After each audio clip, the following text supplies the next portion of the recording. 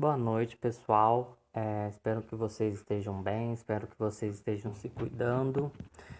Meu nome é Everson e eu faço parte do programa Residência Pedagógica, que é um programa de estágio, né, no qual a gente tá fazendo. Então, hoje eu vou trabalhar com vocês esse tema de respiração celular, tá? Então, para começar, a gente precisa entender que respiração celular ela é diferente de respiração pulmonar, né? Que é essa respiração que a gente faz, que é uma ventilação, né? Que ocorre nos pulmões. Apesar de que, como está tudo ocorrendo ao mesmo tempo, a respiração pulmonar ela, ela tem a ver um pouco com a respiração celular, porque ela está fazendo a troca de gás carbônico pelo oxigênio. Então, a gente vai utilizar o gás carbônico e o oxigênio na respiração celular. É, a respiração celular ela é um processo que ocorre dentro da célula, né? Como o nome já diz, ela ocorre dentro da célula. Então, é preciso que tenha uma célula para que ocorra a respiração celular, diferente da fermentação, que é um processo anaeróbico que não utiliza o oxigênio. A respiração celular ela é um processo aeróbico. Por que aeróbico? Porque ela necessita do gás oxigênio para acontecer. Se não tem oxigênio, não ocorre a respiração celular. O objetivo principal da respiração celular ela é produzir energia. E essa energia ela é produzida dentro da célula, mais necessariamente dentro da mitocôndria, que é uma organela que eu vou falar logo a seguir, que é responsável então por produzir a energia. No caso, essa energia que é produzida na mitocôndria, dentro da célula, ela é chamada de ATP. Não sei se vocês já ouviram falar desse nome, mas é chamado de ATP, que equivale a uma moeda energética, né, da nossa célula. É equivalente ao nosso real aqui, né? Fazendo uma análise, é como se fosse o real que a gente utiliza para sobreviver. A célula também precisa de uma moeda energética para sobreviver e para realizar suas funções, que é o ATP, né? Então a gente retira esse ATP da onde? No caso dos alimentos, né? A gente tem três fontes de energia que eu coloquei aqui, que são os carboidratos, os lipídios e as proteínas. Mas primeiramente a gente vai consumir a energia dos carboidratos, né? Dos alimentos que a gente acaba inserindo, digerindo. E, quando a gente insere um alimento, o alimento ele está cheio de amido, né? E o amido, conforme a gente vai fazendo o processo de digestão, esses carboidratos eles vão se digerindo, né? Eles vão se quebrando e até se transformar numa molécula chamada glicose, que vai ser digerida pelo nosso intestino, o intestino delgado. Essa glicose ela vai cair na corrente sanguínea e, na corrente sanguínea ela vai seguir por todas as nossas células, né? As trilhões de células que existem no nosso corpo. E é essa glicose que a gente vai utilizar, que a célula vai utilizar para poder fazer a respiração celular. É, Quando a gente fica muito tempo sem comer, aquelas pessoas que ficam sem comer, né? E não tem mais de onde tirar essa energia, né? Desses carboidratos já foram todos usados ali para produção de energia, a gente usa os lipídios, mas isso aí é bem raro, é mais raro de acontecer, utilizar a energia do lipídio do que utilizar a energia do carboidrato. Então, só quando a gente utiliza toda a energia, todo o carboidrato que a gente ingeriu, aí sim a gente vai começar a utilizar a energia dos lipídios, né? Os lipídios são gorduras, né? São células de gordura que ficam armazenadas em forma de gorduras nas nossas células adipócitas. E em último caso, a gente vai utilizar também a outra fonte de energia, no caso é as proteínas. Mas esse é um caso mais raro, pessoas geralmente que já têm um comprometimento nutricional muito grande é que vai utilizar a energia das proteínas para poder a produção do ATP lá na mitocôndria.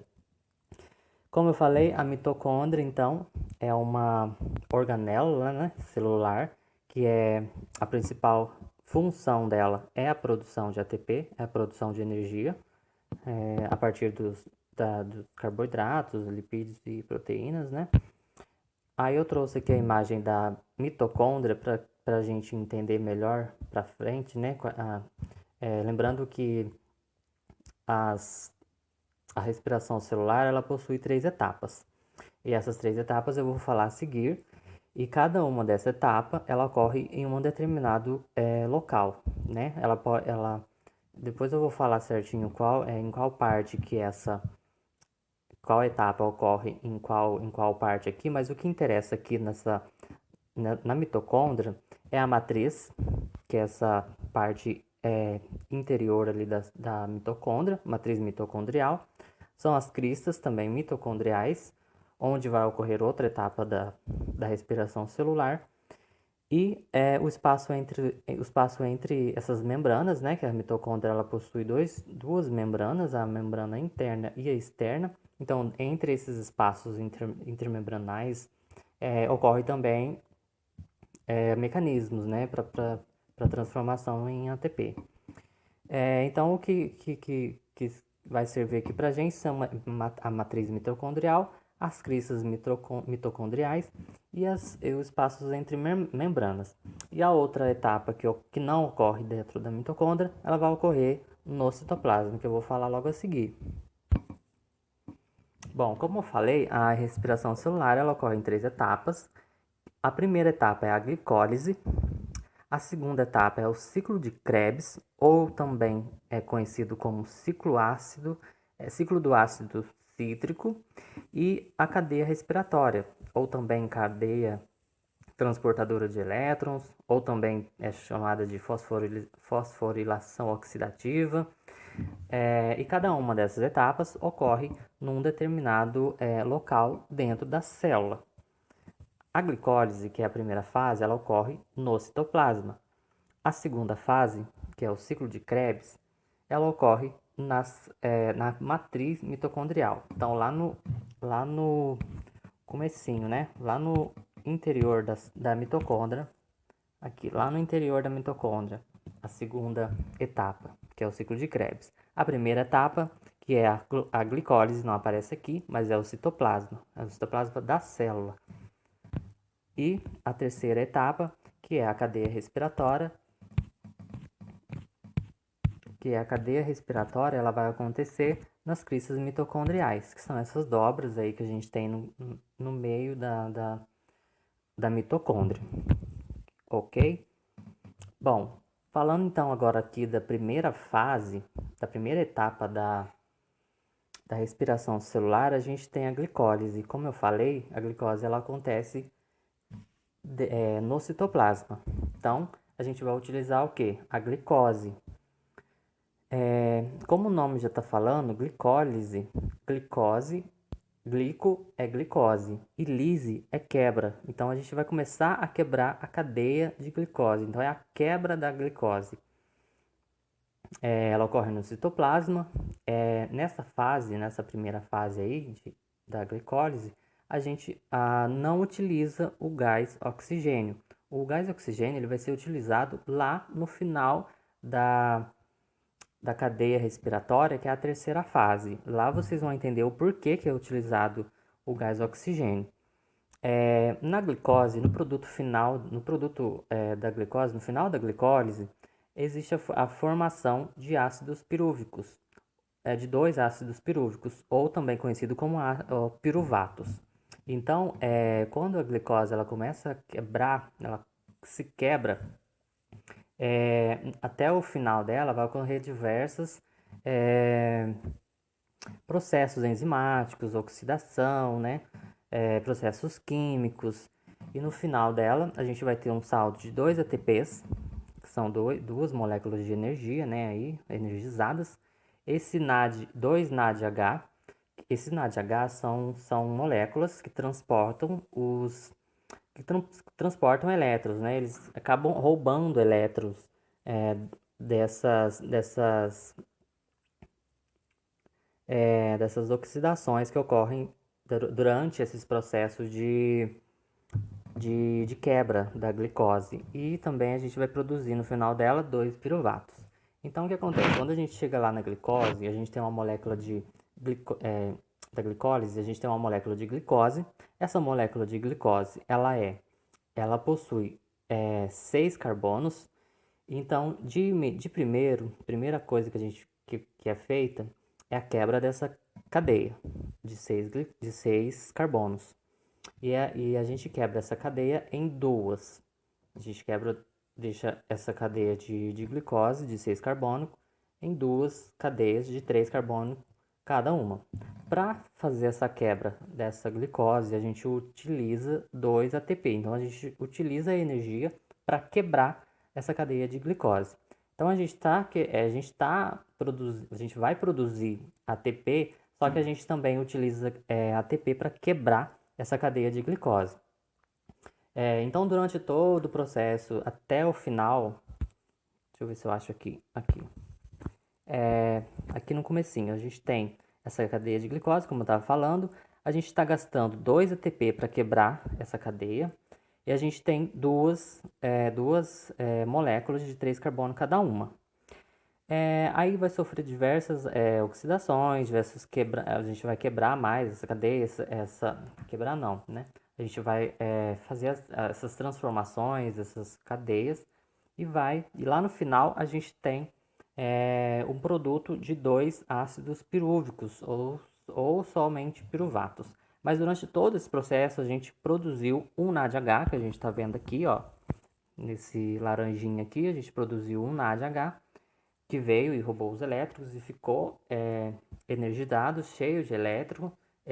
Esses NADH, eles vão para última etapa também. Lá é que eles vão desempenhar a função deles, né, principal.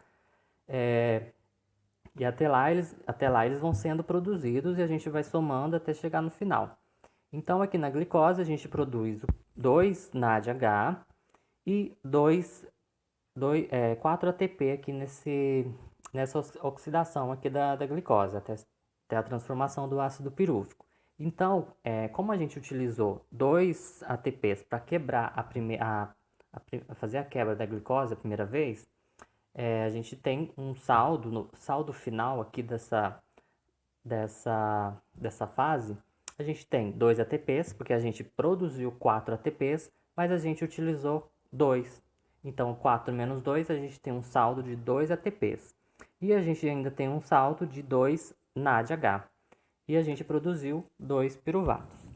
Aí a gente vai seguir para a próxima etapa. A próxima etapa é o ciclo de Krebs, que vai ocorrer lá dentro da mitocôndria, lá na matriz mitocondrial. Só um minutinho.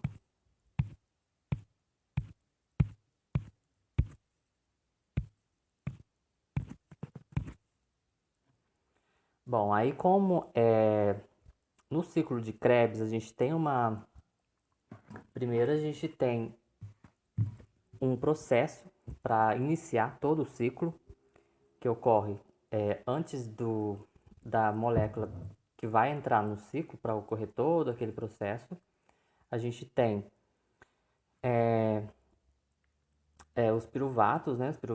O piruvato ele vai sofrer oxidação, ele vai sofrer modificação até se transformar numa outra molécula para que ela possa entrar no ciclo de Krebs. Então, tem antes da preparação. Como eu falei, é feito lá na matriz mitocondrial. Então, como a glicólise ela foi feita no citoplasma, e a glicose, a gente obteve os ácidos pirúvicos, eles vão entrar na mitocôndria, passar pelas membranas e vai lá para a matriz mitocondrial. O objetivo principal desse ciclo é extrair completamente a glicose, né? Sair todos os carbonos da glicose. Como eu falei, a glicose ela possui 6 carbonos e a gente vai eliminando esses carbonos em forma de CO2, né? Que no caso, através da respiração. Bom, na oxidação desse piruvato, que eu vou mostrar para vocês a seguir, a gente transforma ele numa molécula chamada acetil-CoA. Essa molécula é a que vai ser utilizada no ciclo, a que vai entrar no ciclo, esse ciclo que a gente está vendo, ó, é essa molécula acetil-CoA que vai entrar nesse ciclo para que ocorra todo o processo de oxidação da glicose. E no final desse ciclo de Krebs, a gente vai ter 8 NADH, 2 FADH2, 2 ATPs e a eliminação de 6 CO2 por completo. Então a gente vai ver agora a oxidação do ácido pirúvico, que eu falei para vocês, que é a preparação para a molécula entrar no ciclo de Krebs. Então a gente tem um ácido pirúvico de 3 moléculas, de 3 carbonos. Vai sair um carbono e vai ser eliminado pela respiração. Tá vendo que tá saindo aqui um gás carbono, tá saindo um CO2 e a gente vai ter, esse CO2 vai ser eliminado pela respiração. Então, aí a gente vai ter uma molécula de 2 carbonos que vai ser que é chamada de acetil, que é essa molécula aqui de 2 carbonos. Ela vai sofrer alguns processos ainda e vai ser produzido aqui um NADH. E aí vem uma enzima chamada coenzima A, que vai se ligar ao acetil, a essa molécula de 2 carbonos. Então a gente vai ter no final uma acetil coenzima A, que é chamada, que é o nome dessa molécula. E a gente produz aqui um NADH+, que nesse processo aqui de ligação da coenzima com o acetil, a gente vai ter liberação de elétrons ali, né, para essa ligação acontecer. Esse NADH vai capturar esses elétrons e vai se transformar em NADH. Esse NAD+, vai se transformar em NADH. Aí a gente tem o ciclo de Krebs. A gente vai entrar para o ciclo de Krebs. Só um minuto.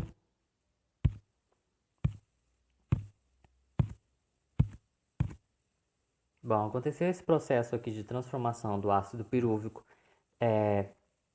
para o acetilcoenzima A.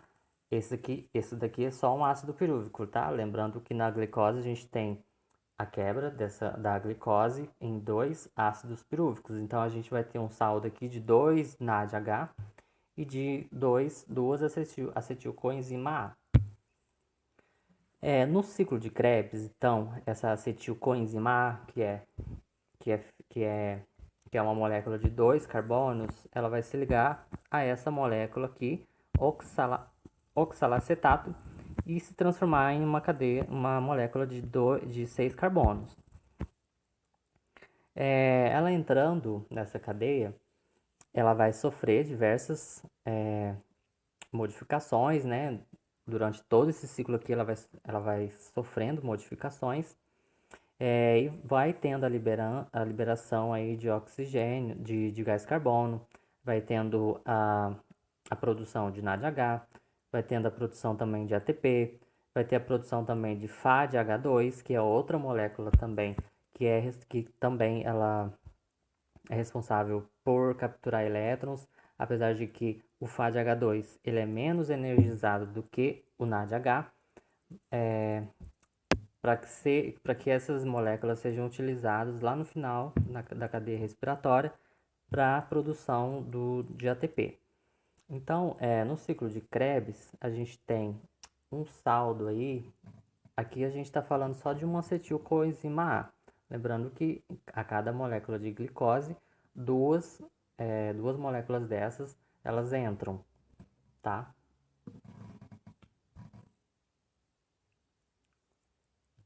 Então, no ciclo de Krebs, a gente tem a produção de 6 NADH, porque a gente está vendo aqui que são 3, mas a gente está falando de 2 acetilcoenzima A, então 3 mais 3 dão 6. 2 FADH2, aqui a gente está vendo 1, mas como são duas, então 1 aqui e 1 no outro acetilcoenzima A são 2. 2 FADH. 2 ATPs, aqui a gente está vendo 1, mas são 2, né? Lembrando que são duas moléculas de acetil. E a gente libera aqui 2 CO2, carbonos em forma de gás carbônico, e a gente libera, no caso, 4. Como a gente já liberou esses 4 aqui no ciclo de Krebs, e a gente já tinha liberado 2 carbonos lá no ácido pirúvico, no piruvato, né, na oxidação dele, para transformação em acetilcoenzima A, lá a gente liberou 2 carbonos da glicose. E como a glicose ela tem 6 carbonos, então a gente já chega aqui à conclusão de que a glicose ela foi totalmente oxidada. Não existe mais a glicose aqui no ciclo de Krebs, ela já foi totalmente liberada através da nossa respiração. Aí no saldo final do ciclo de Krebs, somando esse saldo aqui com esse daqui, a gente vai ter 8 NADH. E são 6 daqui do ciclo de Krebs, mais 2 daqui, que vão dar 8 NADH. A gente vai ter 2 FADH, que é produzido aqui no ciclo de Krebs. A gente vai ter 2 ATPs, que é produzido aqui também no ciclo de Krebs. E a gente vai liberar 6 CO2, que é a molécula de glicose completa. Então, a gente vai ter um saldo aqui no final do ciclo de Krebs, somando ainda com o que a gente produziu lá na glicólise, a gente vai ter 8 mais 2, onde que eu coloquei aqui?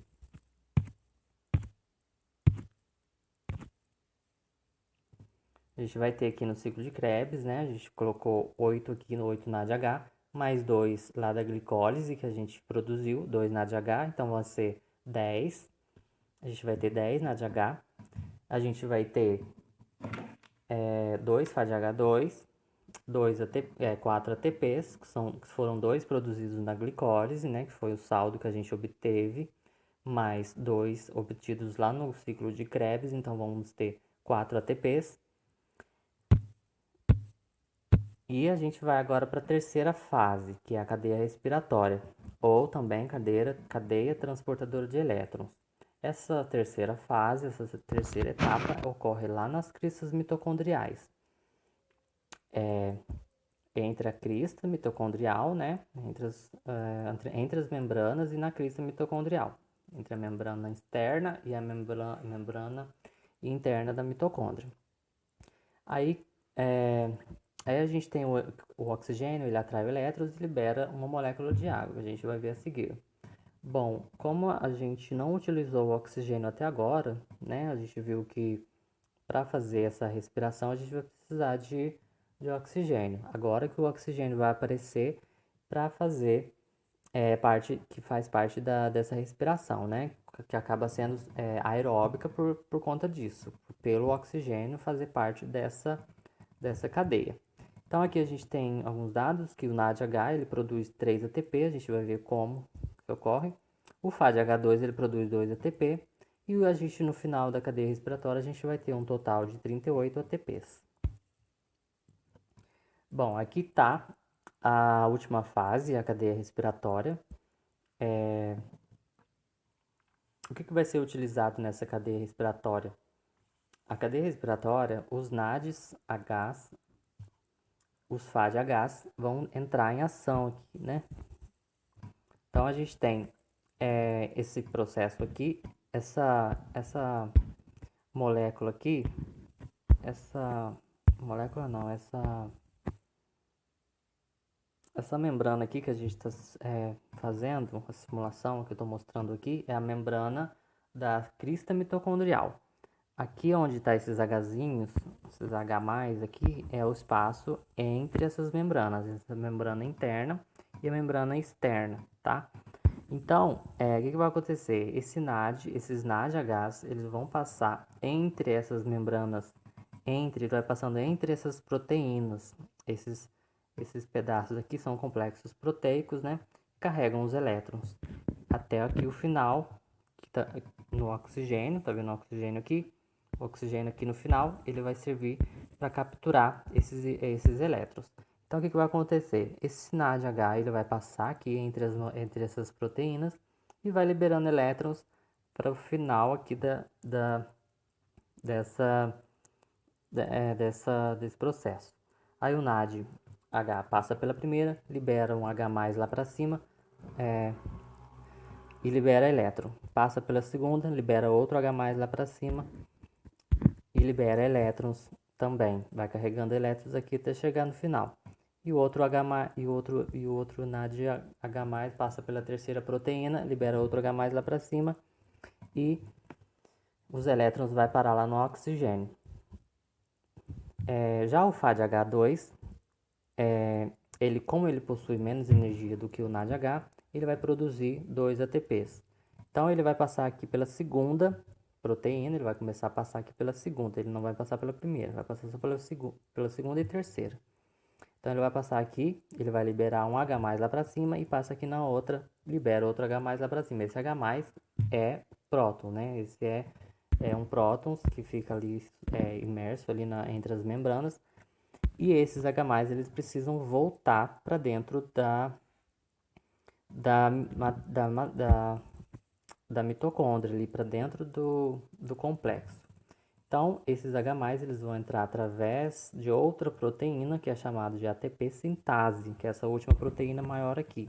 Então, esses H+, eles vão entrar, e a partir do momento que eles entram, é que vai ser produzido o ATP, porque essa proteína, ela vai literalmente, ela vai rodar, ela vai fazer uma rotação ali, e o ADP, que é a molécula de ATP não energizada, ela vai vir, vai se ligar a esse potássio, esse ADP, essa molécula de ATP, ligando-se ao fosfato, vai transformar em ATP. Então, como a gente viu, o NADH, ele passou em 3 proteínas aqui, liberou 3 H+ lá para cima, esses H+, eles vão voltar. Esses 3 H+, eles vão voltar. E cada H+, quando volta, passando aqui por esse complexo proteico, que é a ATP sintase, ou também chamado como ATP sintetase, vai produzir 3 ATPs, né? NADH produz 3 ATP. Então, passando ali 3 vezes, 3 H+ lá para cima, voltando aqui, 3 ATPs. O FADH liberou 2 H+ lá para cima, e esses H+ voltando vão produzir 2 ATPs. Então, o saldo que a gente tinha antes eram de 10 ATP. De 10 NADH.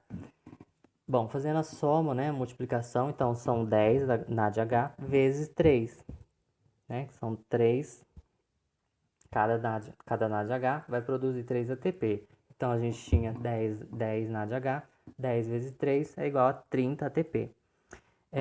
E o saldo de FADH2 a gente tinha 4 FADH2. Passando aqui, então, um FADH2 ele produz 2 ATPs, 2 vezes 2 é igual a 4.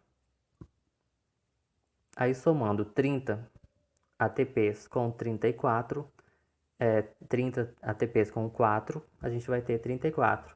E mais 4 ATP lá da glicose que a gente tinha, totalizando um final de 38 ATPs. Ok? Bom, basicamente era isso. O objetivo dessa aula, então, é que vocês entendam que a respiração celular ela ocorre dentro da célula, ela necessita de oxigênio, diferente da respiração anaeróbica ou a fermentação, que não precisa de oxigênio para acontecer. Outra coisa que a gente precisa ter em mente é que a respiração celular ela ocorre na mitocôndria, parte dela ocorre no citoplasma, que é a primeira etapa, que é a glicólise. A gente precisa também ter em mente de que a energia que a gente produz na respiração celular, ela é chamada de ATP, que é a moeda energética das nossas células, né? Para desempenhar as suas funções, a gente precisa dessas moedas, desses ATPs. E a produção, ela é feita totalmente ali dentro da célula. Acho que era isso. Espero que vocês tenham conseguido acompanhar. E eu vou deixar disponibilizado também, quando a professora Carla ela disponibilizar essa videoaula para vocês, um Google Formulário para que vocês respondam algumas questões sobre o que eu passei aqui para vocês. Então, era isso. Então, uma boa noite e bons estudos.